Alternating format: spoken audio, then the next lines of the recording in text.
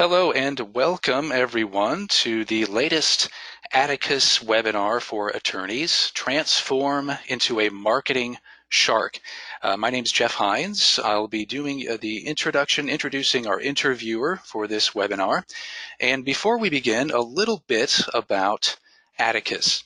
So Atticus was founded back in 1989 to provide in-depth ongoing support and accountability programs for lawyers and law firms that effectively increase gross revenues, reduce stress, develop greater career satisfaction, and allow more time for family and personal interests. In fact, everything that we do, programs, workshops, and webinars such as this one, are all designed to do just that.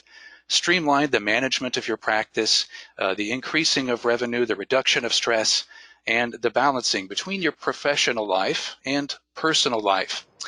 We typically work with solo and small firm attorneys, managing partners and leaders, legal associations on a national, regional, and local level. And really from start to finish, Atticus has principles and strategies in place that can foster growth, or for those attorneys who are looking to get out of the game entirely, establish an effective exit strategy to maximize the return on investment of the sweat equity attorneys pour into their practices over the course of their career.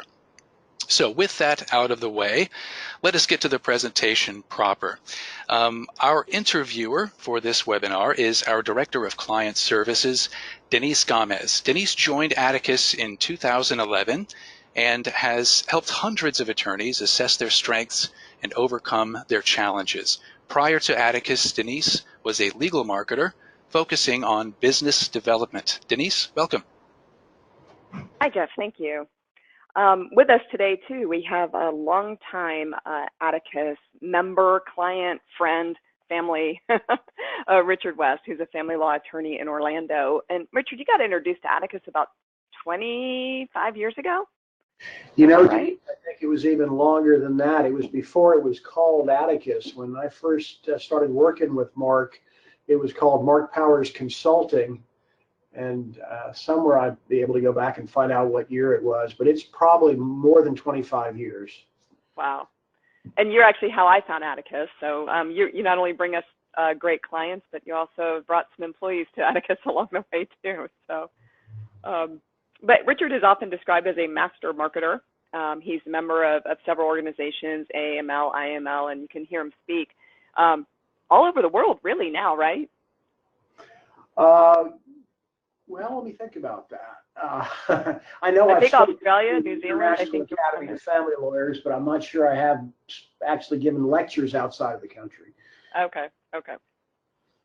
Well, for all the participants today, make sure you have something to write with or type with, so you can take lots of notes. It's going to be interactive, and so Jeff will take questions if there's something important, and we'll definitely take questions at the end. So while you're taking your notes, if you think of something that you want to ask, make sure you jot that down. So we have 3 goals for today. Our intention is to help you understand why you should never stop marketing. Always, always, always be marketing. Also, we want to help you understand client development. So client selection, client development, how do you go about building almost what we referral sources, which become basically endless annuities for you. So how do you do that? And then we're going to give you some tips on how to get more business over the next 90 days. What we found is it really starts with what we call the 4 foundations for growth. So over the past 3 decades of working with law firm owners, at Atticus, we've realized that your legal skills, so the technical legal work that you're doing, it's really just one element of your practice. So to build a truly, truly successful practice, lawyers need to maybe shift their mindset about the way they're thinking about their role in running the practice. So like just being a really great, smart, amazing attorney for your clients, it isn't enough to strategically grow the practice. Rather, attorneys must accept and believe that it's just as important to master these 4 core areas here that we're looking at here now. So you can think of these 4 skills as foundations or cornerstones for your practice. Kind of like a table. So it's 4 table legs. If one of the table legs is damaged or broken or not working properly, the table won't be as sturdy for you. So that's why we focus on these 4 core areas. So it's time management, the client development, which we've talk about today. Building that great team so that you're able to step back sometimes from your practice and take vacations. And then also the cash flow and profitability. And of course, the client development, it affects that. That's your bottom line. You need to know and understand kind of what it means to prioritize the efforts and casework by your profitability. So, sharks, they get kind of a bad rap, and so do Mondays. So I thought this was pretty appropriate for today. So, sharks don't complain about it being Monday. They don't complain about doing their thing. They just get out there and remind everyone they're a shark. And so that's what we want you to do. That's how we want you to approach your marketing plan, is to be that shark. Get out there and don't think of marketing as such a bad thing like we think of Mondays being a bad thing. So just get out there and get after it. And can't learn it better than from someone like Richard. So I want you to write this next slide down, because it's something that's going to be very key for you to remember, that your marketing machine, so your marketing plan, all of your intention, is almost as important as your legal technical skills. So your marketing machine is almost as important as your legal technical skills. And so never, ever, ever stop swimming. Never, ever stop marketing. If a shark stops swimming, he'll sink to the bottom of the ocean. In the same way, if you stop marketing, your law firm is going to sink to the bottom. Richard, tell us why it's so important to keep swimming.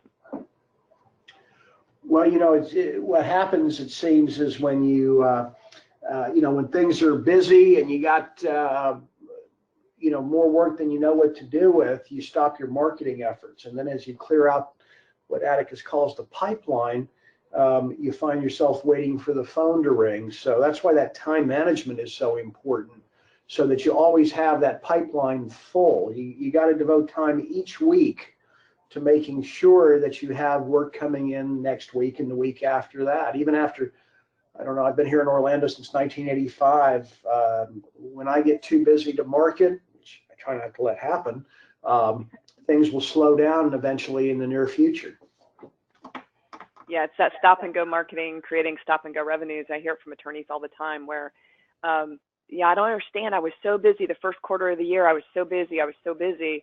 And now it's just dead, like April's dead. And I'll ask them, like, did you stop marketing? Did you get so busy that you quit marketing? And usually the answer is yes, I did. And so you mentioned time management being key. So how can you manage your interruptions to help your marketing? And so some of the tips that we give for time management, you have to take charge. Sharks protect their area, their space. And so we need you to protect your ground so that you can control your time to market. So what do you do? Can we go to the next slide, Jeff? So you can go public. Make sure that your staff understands that you're going to be doing this. So you're going to start taking control of your time. You're going to start calendaring things for yourself. So you're going to let them know. A great way to avoid interruptions from your staff: hold a team huddle, even if it's twice a day, once in the morning, once in the afternoon. The morning, any questions? And then the afternoon, hey, what came up while I was behind closed doors? Because you really want to create that privacy for yourself, that no open door policies. So close your door and create your power hour. So basically, the power hour gives you, it's really about 2 hours of your time, of your day, where you can go behind closed doors and truly get through production mode and really kind of get through the work that might be keeping you from doing the marketing. So because you get so much interrupted so often. An average interruption can be up to 20 minutes. By the time you get your brain back to kind of workflow and really into that moment of it seems like a quick question that you answered, but it's really eating up a lot more of your time than you would think.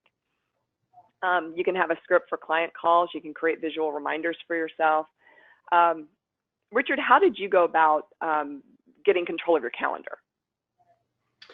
Well, a number of strategies, just as you mentioned. One of the things I did, though, was created a checklist, a daily checklist of my key functions, and it's different for everybody, but that was a good start. When we hold huddles, as you call them, we do it standing up. That shortens things. I've explained to my entire team what a power hour is, and I invite them to take it. And we put a sign up, put my phone on Do Not Disturb. One of the big things for me was only opening my my Outlook twice a day. I block out time in the morning, and then again in the afternoon. And other than that, I keep it turned off. If you can't force yourself to do that, at a minimum, turn off the notifications provision in it so that it's not interrupting you all the time. And then, again, I only return phone calls during periods of time so that I'm not being interrupted by, clients calling in. The other thing about that, I don't know, I was taught this many, many years ago. Even if you're available to take a call, you may not want to take it at the time it comes in, because you know how clients are. Sometimes whatever it is on their mind. That's the most important thing to them. 2 hours later, they may be on to something else. So if I'm very, very busy, I don't take calls when they come in. I do it at some other time. They're usually shorter at that point. And now that sheet that you mentioned, is that the daily focuser that you use? Yeah, that's, I think Atticus called it a daily focuser, but I got it out of a book called The Checklist Manifesto. And the idea is like a pre-flight checklist. It's the things you must do on a daily basis. And some of them may seem very basic, like, check your to-do list, check your voicemail, return calls. Basic things that we have to do daily. But when I check them off my list, besides the good feeling I get from checking them off, when I'm done with my daily list, I'm out the door. I don't feel the need to sit around just to be there. And there's also a box there, I know it says ask for a referral. So since we're talking about marketing, I thought I'd bring that one up. Well, that's something I definitely learned from Atticus, is that you got to ask. Don't just assume people are going to send you work, and you learn how to ask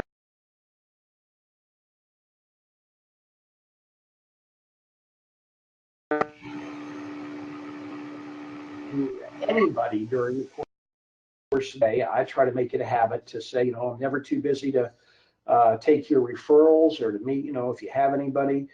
You just kind of develop that habit. Right. And one of the most important, we were talking about client experience and referrals, because clients can be a great referral source for you, past clients, especially in family law. If they have a great experience at your law firm, if they know they feel welcome when they come in, if they know, so we're going to talk about why the team is so important. Why is your team so important in your marketing efforts? Well, first, it is the client experience. It's also training your team to understand that. So if they welcome the client when they first walk in, or they welcome the prospect when they first walk in, and make them feel like it's warm and a great place to be, then it's, especially because family law can be such a sensitive time in their lives, and probably going through the worst thing they've ever gone through. So we really want to make sure that, that they have that. How did you train your staff to become marketing people for you? That's a challenge, because boy, if you think lawyers are uncomfortable when marketing, the people in your firm are equally uncomfortable. And so, I generally do it by showing them what it is I do, and explaining what Denise just explained, that you are an ambassador for the firm. And if our clients have a good experience, if they feel like they're being listened to and catered to, and that they're taken care of, and their phone calls are returned promptly, they're more likely to say good things about you. So it's just always upgrading the quality and making everybody in the operation aware of their obligations as part of their job responsibilities. And all of these things can, obviously they're going to impact the profitability and then the bottom line, making sure that again, that client experience is on point. So one thing I like to tell my clients is, have somebody in your office, especially, again, family law, you can go a long time between having to talk to your client. So make sure that maybe you have somebody in your firm that's reaching out to them maybe say there's a mediation scheduled 6 weeks from now. So in 3 weeks, reach out to the client and say, hi, how's everything going? Make sure you have this paperwork. I just wanted to check in to see if you needed anything. So, have that team leader be reaching out. So that they're feeling appreciated, because that's what they're going to remember. So again, building the great marketing team.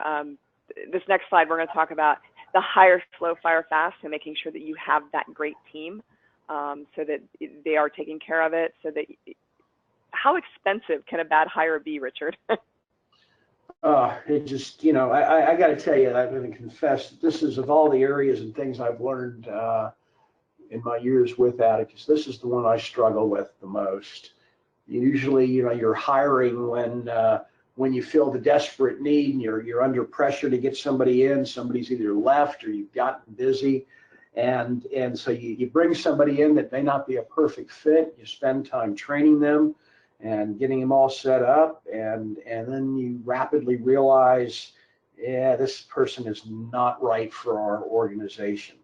So that concept of hire slow, fire fast, really, really important. I don't know if I've ever quantified it in dollars, Denise, but I'll tell you it's expensive to put up with poor performance and then have to replace them. It's just a waste of your time, and everybody gets frustrated with it. And it can even be bad with the client. I mean, if they mess something up, or if they're not the right person for that position, or they're unhappy or whatever, the client can see that or feel that. And so again, the client's going, okay, this is just not a great place, or maybe they leave and find another attorney because somebody in your office wasn't giving them that experience they're looking for. Case management software is good too when you're marketing. So it's a great way to track your referral sources. It's a good way to keep track of your clients. Again, going back to having your staff person follow up with your clients, you can actually set a task in there so that they're reminded. That task will come up in the morning saying, oh, you have to reach out to Mrs. Smith. And with marketing too, you kind of just want to have fun with it and have your staff have fun with it. I know it was a process to get your staff to do it, but your staff's pretty good now with the client experience and developing all of that. Yeah, I think I finally got the superstar team that I want and my clients expect, but it's an ongoing process. That's for sure. Okay. So a lot of attorneys we talk to, they'll ask, well, why is client development, why is it so important? Why is my firm's client development matter? And am I doing it right? So how do you know? How can you tell if it's working for you? Well, obviously it's going to show up in your revenues and your profitability. So you'll feel it on the bottom line. So we're going to talk about how understanding that generating revenue doesn't necessarily translate to profits. There's a big difference there. And actually, I've talked to an attorney one time that he had $2 million in revenue, but only paying himself $300,000 a year. So obviously there was something askew there. Something was wrong with the marketing, or too much staff, or things were heavy. So Richard, speak to the importance of selecting and identifying your referral sources and clients, and making sure that you're getting the right ones. Well, we work on what we call the top 20 list. And for a while I had a referral source that I valued, because he had sent me some decent cases, but it got to the point that everybody that he was sending over just wasn't a good fit for our firm. We charge a fairly substantial consultation fee, and then our retainer fees are substantial as well. And so it's important that your referral sources know what kind of client you're looking for, that you're not practicing threshold law and you're going to take anything that comes across your threshold. You're selective, and so educating your referral source is important to getting the kind of clientele that you're looking for. And so that's the most important part. If you're spending your, the 80-20 rule comes into play here. You're going to make 80% of your money from 20% of your clients, or you're going to get 80% of your grief from 20% of your clients. So, making sure that whole process is aligned is important. And that's why we always emphasize track. You can't measure what you don't track. So make sure you're tracking, okay, this person came from this referral source, and identifying that. And then, like you said, sometimes it's just having that conversation with the referral source where it's okay, you know, thank you for thinking of me, but that's really not our sweet spot. Or maybe, you know, the client you sent to me, Jim, really wasn't a good fit for me. So here's my A client. How did you define your A client, Richard? How did you decide this is the person I want to work with?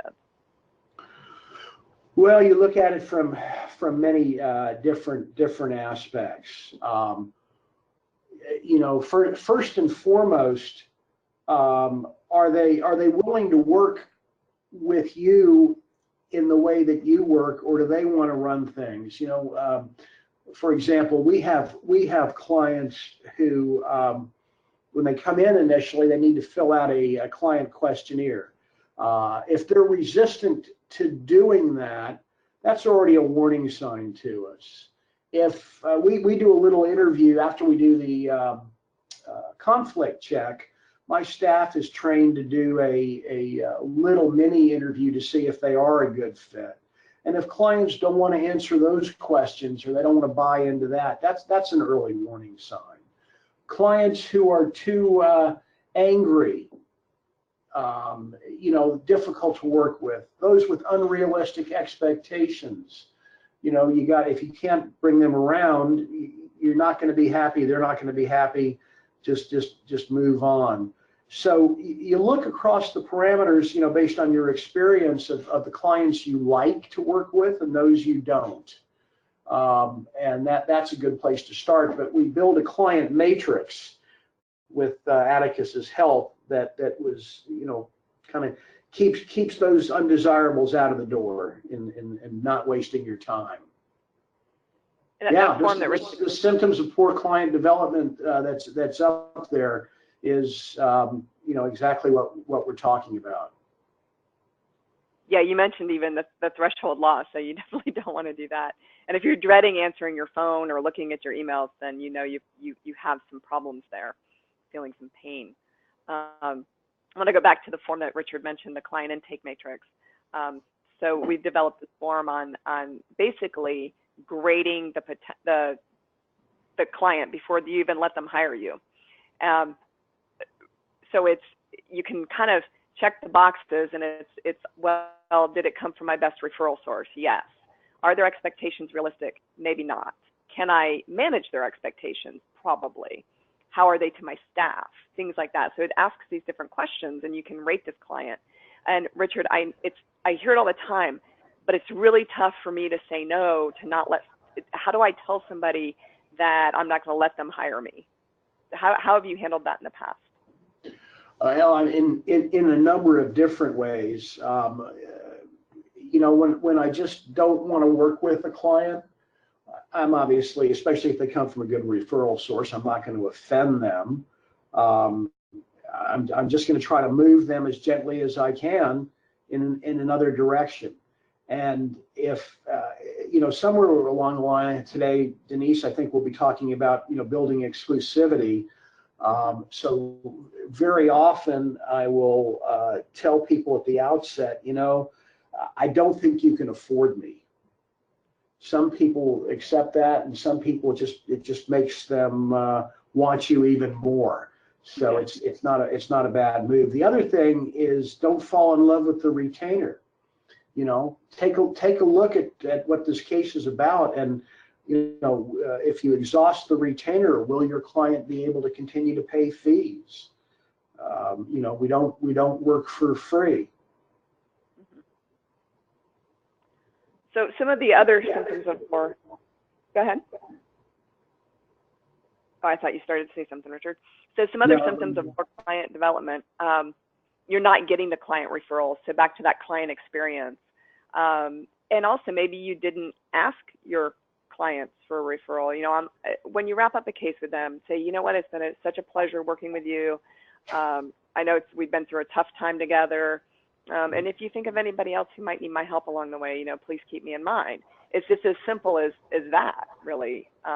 so that they think, oh yeah, they probably would like, or yeah, you know what, my cousin's going through some stuff and they could, you know, I'm gonna introduce you to my cousin, you know, things like that.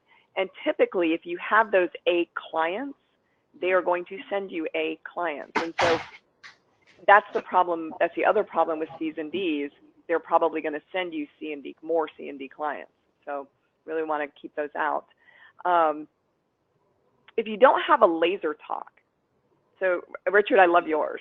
So if you don't know what to say, who to say it to, or how to say it, we call that a laser talk. It's sort of a really quick blurb on what you do, but without going into legal, technical language that people kind of will check out on. Richard, would you mind sharing your laser talk?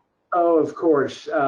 Mine, when people ask me what I do, no matter where I am, you know, I'm not going to say, oh, I'm a divorce lawyer or even I'm a family lawyer. That's kind of a conversation killer. Where do you go from there?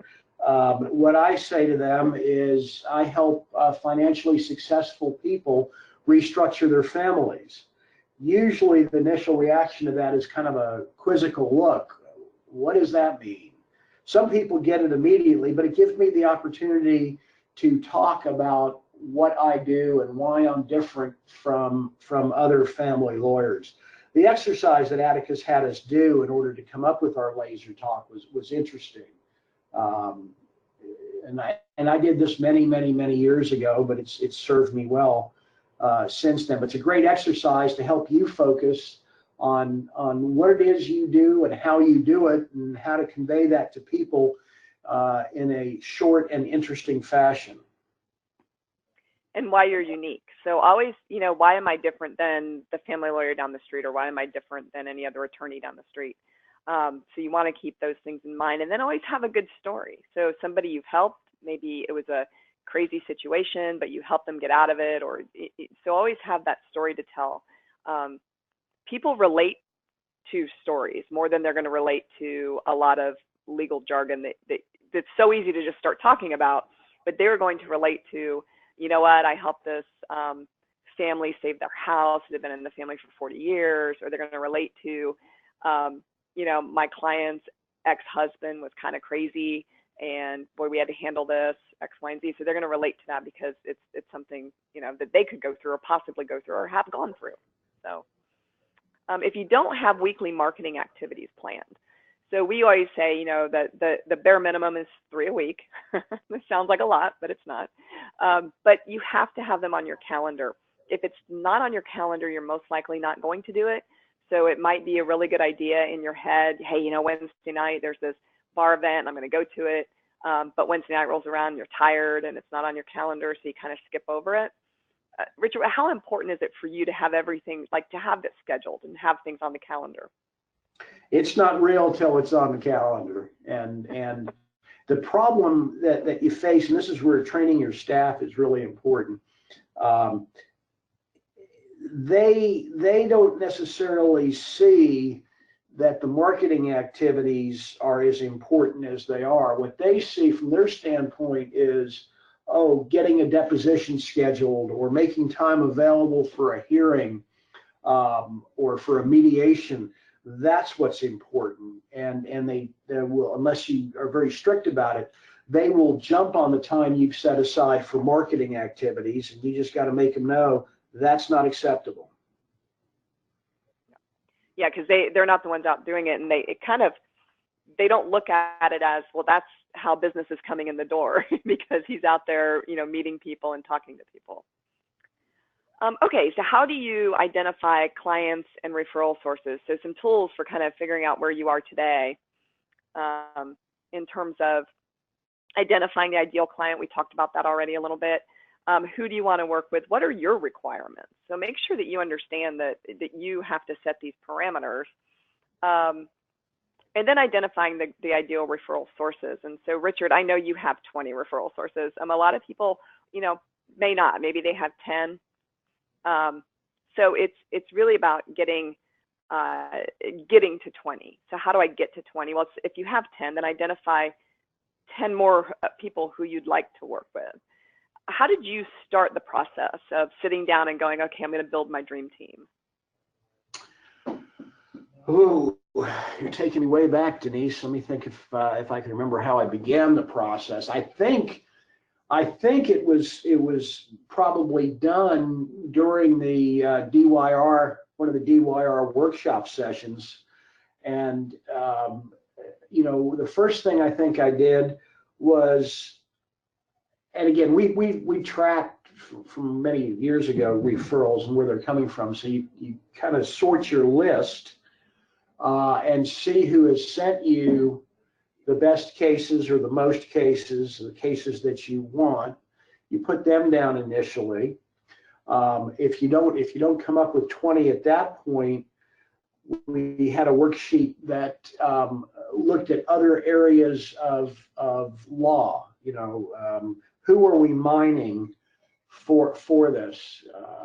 Identify a couple of criminal lawyers, identify a couple of personal injury lawyers, some estate planning lawyers, some real estate lawyers, transactional lawyers, and then reach out to them, and you set marketing lunches or marketing activities so that you get some one-on-one time with them and explain again why you're different, what you do, how they can help their clients, how you can help their clients.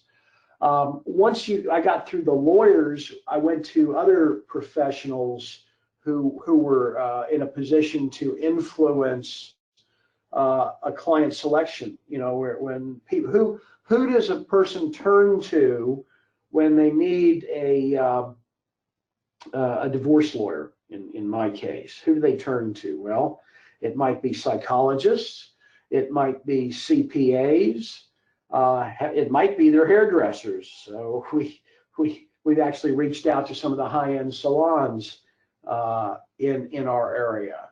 What other professions are in a position? Financial planners in some of the big brokerage houses are excellent sources of referrals because they're dealing with people who already have money.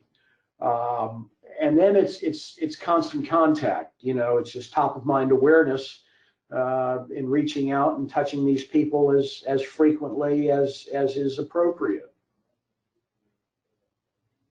Absolutely. And then, and this is not the highest and best use of the attorney's time, but when you come back from a meeting or come back from a session, make sure you put notes in your case management software. As far as, because I know once you get to 20, you're not going to remember what everybody likes. I know Richard likes scotch, but that's also in his record in Atticus. But it's hard to remember kind of everything that people like, or maybe they don't like, or, make notes and keep that relationship going so that if you go back and you remember that, hey, they told me about their daughter Susie and Susie plays soccer, a good way to stay in touch with somebody is even just sending an article on soccer. Hey, I remembered your daughter played soccer, and here's this great article on the benefits for kids. That's not asking for business. That's not doing anything except just reaching out and making that marketing touch. So the other thing we use, and this is where the importance of contact management software is so important. We send out monthly birthday cards to whoever's got a birthday coming up that month, whether it's a client, a referral source, professionals who we've utilized in our practice, psychologists, forensic accountants, property appraisers. So you got to mine that information first. With clients, you're going to have their birth date because it's relevant to your case, but with referral sources or allied professionals, you're going to have to find that out and record it in your contact management. Right. So we have, you mentioned it, the exclusivity. So there's really 3 great qualities of a great rainmaker, and it's the commitment. So again, committing to the process. You have to commit. You have to put it on the calendar. You have to do all those things. Authenticity. So really just be yourself. I mean, Richard, I know you're a funny guy, so you can use that. If you're not funny, don't be funny, but be very authentic in your presentation. I have a client in South Carolina who she's like, I'm a Christian and I had faith, and I decided to put that on my website and just said I'm a faith-based person. And she didn't make it about any specific religion. She just made it about being faith-based. And she goes, what I found was I was being authentic. So people were coming to me because of that website and because of what I put on the website. And she's like, it didn't matter what faith they are. It's just that we have that common ground that, you know, we believe in something. And she said she found that it's made her practice more enjoyable now that she's marketing with authenticity instead of just marketing. Like, she's marketing with who she is and her beliefs. The other thing is the exclusivity. So I know, Richard, you've done a really good job of creating this for yourself. So some of it can be with pricing, but talk a little bit more about the exclusivity and why it's important. Well, you want the potential client to want you, and you got to be ready to walk, let them walk if they're not ready to want you. And so again, you know, I start from the beginning telling them, you know, I don't work with every client who comes through the door. My website, just to back up just a moment, Denise, about authenticity, I've got a page on my website called Are We a Good Fit? And I tell them right up front on the website that, look, if you're looking for a lawyer to brutalize your spouse, to rape and pillage, to make this thing more difficult, you're not going to be happy. And so I don't want to work with people who that's their expectation. They're difficult, and you know, I know I'm going to be miserable if that's what they're expecting me to do. So you let them know that up front. You can gently, you know, in marital and family law, nobody wants their name out there. You know, I've represented a number of high-profile individuals and celebrities, from, you know, entertainers and athletes and things of that nature. You can't really use their names because that would be indiscreet. Your client's going to react to that. But you can let them know that this is what my clientele consists of. I have a high-end clientele that's made up from the ranks of, and then whatever that might be. So that's how you build some of that exclusivity. Okay. So one of our goals, one of our intentions of this website was to help you, or this webinar, sorry, was to help you get more business over the next 90 days. So how can you go about doing that? We need to take action, right? So we need to start putting a plan in place. So calendar time now. When this webinar is over, start thinking about some marketing things that you can start doing right away and start calendaring them. Get them on your calendar so that you will take action. Identify your top 10 referrers. So if you don't, or top 20, it's where we want to get you to. Imagine yourself being the head coach, and how do you build your dream team of referral sources? Think of it in terms too, your referral sources, once you get 20 really, really great referral sources, it's going to be very difficult to knock you off as that dominant market player. They're going to be endless annuities for you. So start building up those annuities for yourself. You know, make the plan for contact, follow up. Richard, you can speak to this. Some of the best referral requests, it can start as a thank you or a compliment to somebody.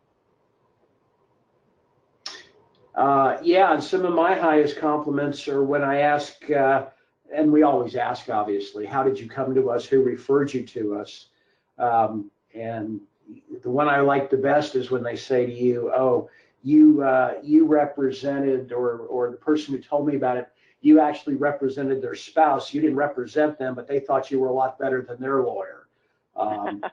That's always a real compliment. You compliment others. Everybody likes to be complimented. And, you know, so you talk to your referral sources in terms of, you know, what you think about the quality of their work, and that you'd like to be able to reciprocate because, you know, you have a lot of confidence in them. Those are the two things that occur to me right now, Denise. And then if you get that referral, send the thank you card. And I emphasize this over and over and over. You know, I'll talk to a lot of attorneys that'll say, well, you know, I sent an email or I did this. I was like, well, you know, it's a lost art, the handwritten thank you card. And I think it really, really stands out when somebody receives one, because it's getting more rare that people are taking the 2 minutes to write the thank you card. So definitely send that thank you card. And if you think of it in terms of a marketing aspect, it's another way to get your name in front of them. You're staying top of mind. So we call it TOMA, T-O-M-A, and it's top of mind awareness. And so sending that thank you card is just another way to stay top of mind with all of your referral sources. And that's another thing you can systematize real easy. You know, order pre-printed cards. Thank you for your referral.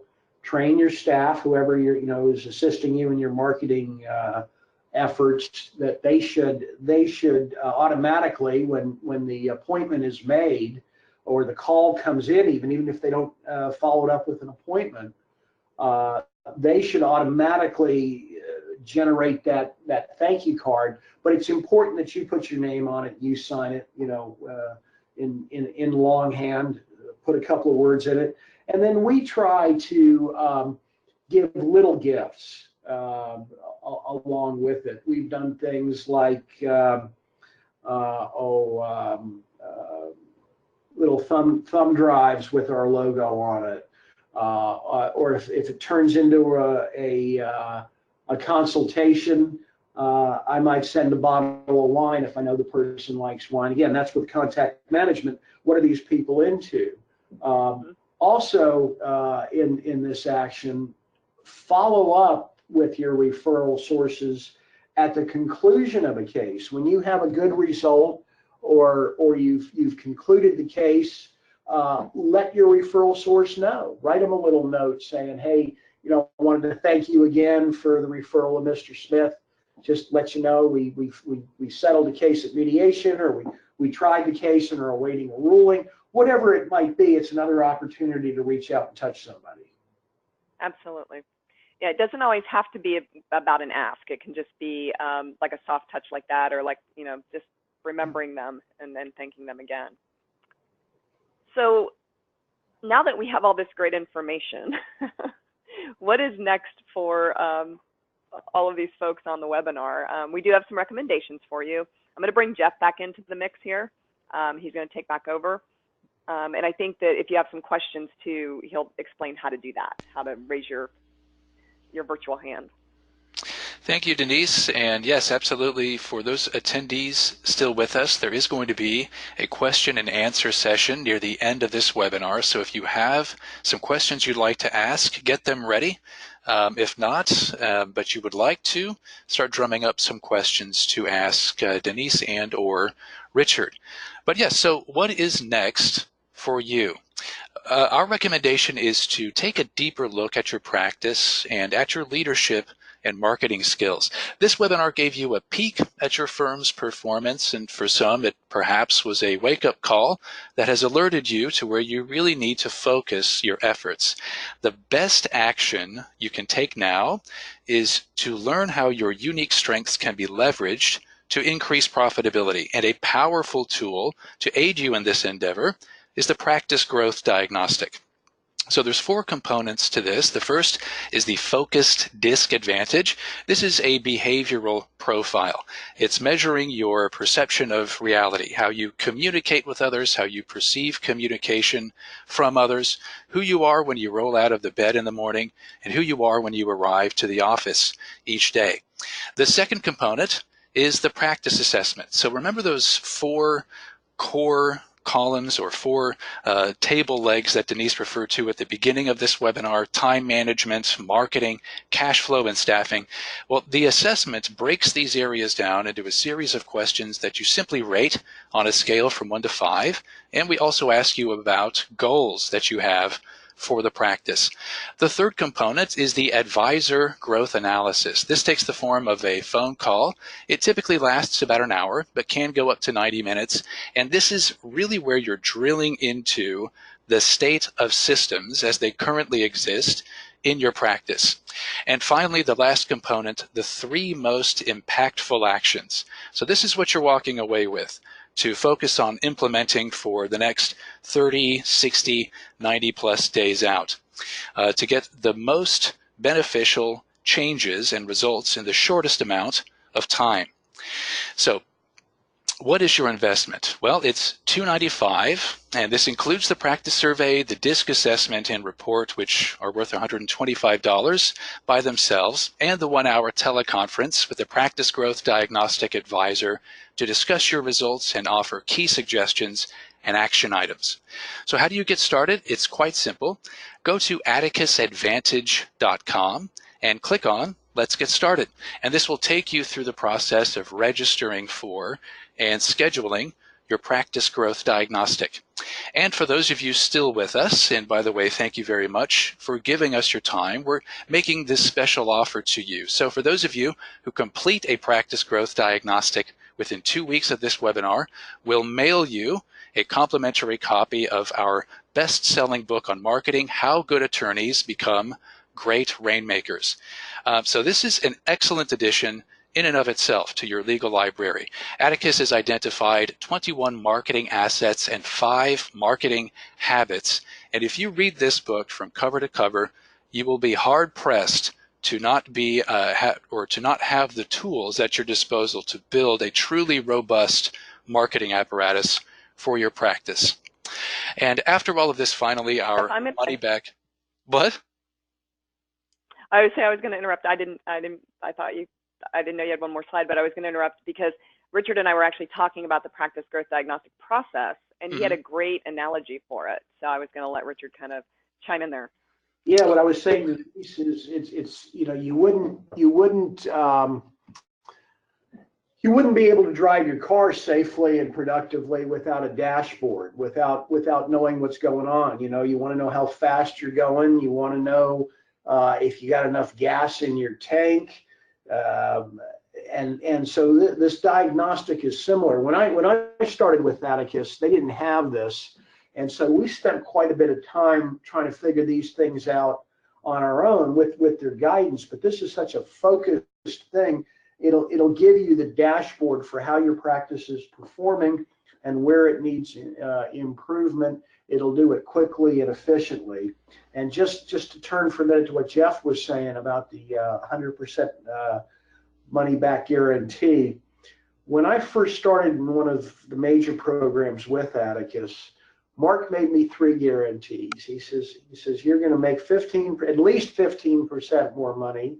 You're going to spend at least 15% less time in your office, and you're going to get excited about your practice again. And I told him, if you could deliver on any one of those, it's worth the price of admission.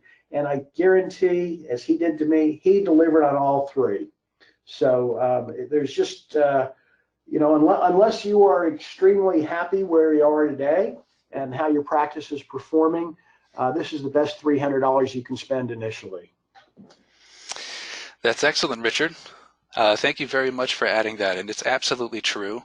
And even though that is as valuable and as thorough and comprehensive, the practice growth diagnostic, we still offer this guarantee to our member attorneys and potential member attorneys. So if you don't believe the materials or concepts and techniques add value to your firm, significant value, let us know, and we will refund your investment in full without question. So we're almost to Q&A here. The last thing that I would leave you with is to not take too much time to think about this. What winds up happening a lot of times is if you do take too much time, you wind up experiencing analysis paralysis, where so much time has been taken, nothing has changed, particularly for the better, and they may either have stagnated or possibly even have gotten worse. So if you're thinking about this, if you're kind of on the fence, take some action and initiate positive change in your practice, and particularly your marketing endeavors, for the better. So thank you everyone for joining us today. Let's go on to Q&A now. If you have to leave, you're more than welcome to email questions you might have to Denise at deniseg@atticusadvantage.com. And if you do have a few more minutes, you've got a couple of options to ask Denise and Richard some questions. One, you can use the chat function on your GoToWebinar dashboard to send a message to me. And if you would like your question to remain anonymous, simply indicate so, and I'll ask the question neutrally. The other option is to click the hand icon, also on your dashboard, and indicate you have a question. I'll unmute you, call on you, and you can ask your question that way. So it looks like we do have some questions here that have been asked as we've gone through this webinar here. It looks so. One attorney has asked, and I suppose this is geared towards both of you. Do you have client management software that you like. Many are expensive, make great claims, and require upgrade of existing computer equipment, but I am wary of the return on investment. Well, I'm a Time Matters fan. I've used Time Matters for at least 25 years, ever since it was a DOS-based program, and I'm a fan of it. It's been around long enough. It's a stable platform. I think it's owned by LexisNexis now. I know that's a very good one. Other people use Abacus and Amicus. And some of the newer ones that are all cloud-based would be Clio, Rocket Matter, Smokeball, Practice Panther. What you need, I would suggest, in making this decision is an assessment of what your needs are and what it is you do, and then work with a consultant, and not somebody who reps just one line, but somebody who reps several of them or is versed in several of them.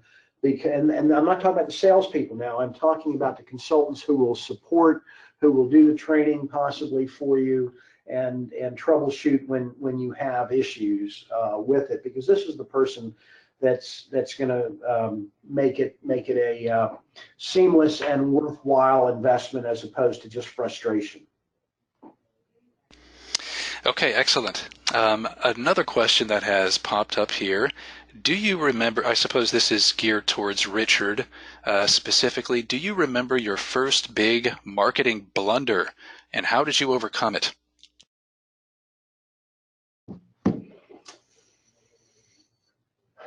It's a good question. I'm not sure that I do.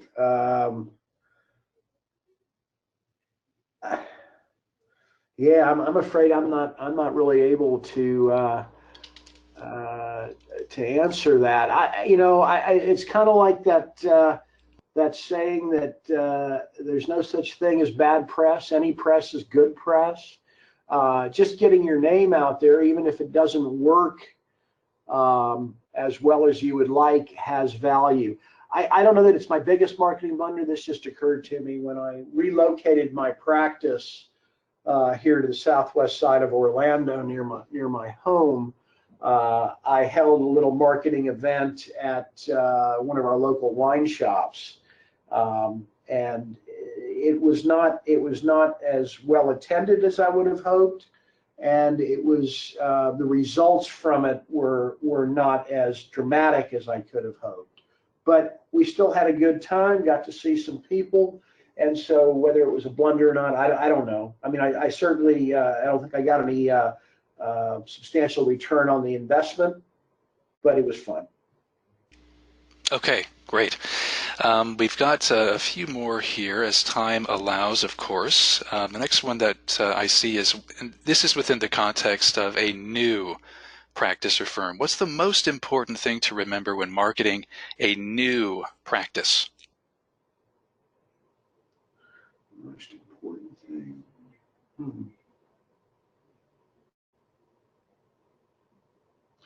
That you just got to do it. And I would say make the 3 marketing contacts a week religion. Just absolutely make sure you do it, and it'll pay off. Okay, great. So we've got 1 or 2 more here and about 6 minutes left. The next one I see here is sort of the opposite of the blunder question. What has been your greatest victory yet with marketing your practice?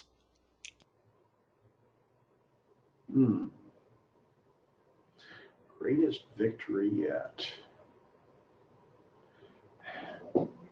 I'm not sure that it's as quite as focused as what the question is. I will tell you that my best referral sources have come through the American Academy of Matrimonial Lawyers. The big cases, the celebrity cases, come overwhelmingly from other Academy Fellows or people who checked with Academy Fellows. So, you know, picking an organization that speaks directly towards the type of law you practice, that has credibility, where the members of it are the top, the top in their particular profession. I think that has tremendous value. That's not something you develop overnight. That's going to take years, but it will pay off. The other thing I think is really focusing on that top 20. You know, getting that top 20 list put together and staying in constant contact with them. I would say those are the two biggest wins I've had. Okay, excellent. And I think this will be our last question here. And again, this is to you, Richard. Do you use social media for marketing? If so, which platforms have shown the best results?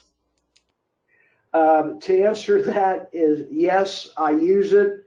I don't think I get good results from any of it that I'm aware of. In fact, it's interesting that this question would come up right now, because I'm at the point of making a determination that I'm not going to continue to do what I've done with social media. It just doesn't seem to really pay off. But to answer the other part of that question, my efforts, I think, are predominantly on Facebook. While I'm on LinkedIn as well, we don't do much and don't focus with much on that. Okay. Excellent. Thank you, Richard. Those are all of the questions that I see here. I don't have any more that have popped up. So thank you very much to those of you who have asked questions here. And I think that about wraps it up. So thank you so much, Denise. Thank you so much, Richard, for having this conversation and elaborating a bit on this topic. And for those of you attendees who are still with us, thank you very much for your time. And we look forward to working with all of you. Have a great day, everyone. Bye-bye.